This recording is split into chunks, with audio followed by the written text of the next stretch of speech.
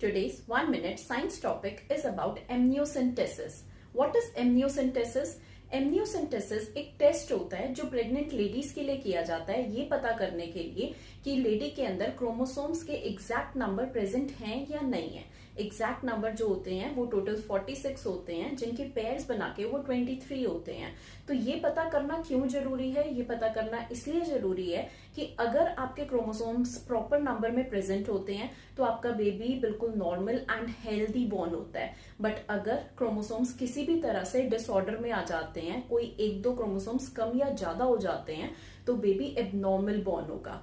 अब इसका रीजन क्या है? क्रोमोसोम्स कम या ज्यादा कैसे हो जाते हैं? इसके कुछ रीजंस हो सकते हैं। फॉर एग्जाम्पल, अगर आप प्रेगनेंसी के टाइम पे बहुत ज्यादा मेडिसिन का इंटेक कर रहे हो उसका इफेक्ट पड़ता है।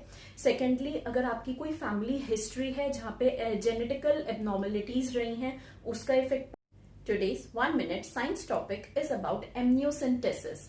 What is amniocentesis? एमनियोसेंटेसिस एक टेस्ट होता है जो प्रेग्नेंट लेडीज के लिए किया जाता है ये पता करने के लिए कि लेडी के अंदर क्रोमोसोम्स के एग्जैक्ट नंबर प्रेजेंट हैं या नहीं है। एग्जैक्ट नंबर जो होते हैं वो टोटल 46 होते हैं जिनके पेयर्स बना के वो 23 होते हैं।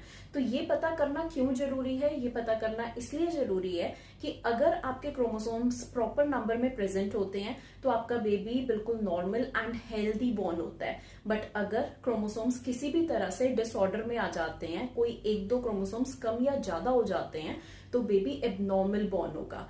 अब इसका रीजन क्या है? क्रोमोसोम्स कम या ज्यादा कैसे हो जाते हैं? इसके कुछ रीजंस हो सकते हैं। फॉर एग्जाम्पल, अगर आप प्रेगनेंसी के टाइम पे बहुत ज्यादा मेडिसिन का इंटेक कर रहे हो उसका इफेक्ट पड़ता है।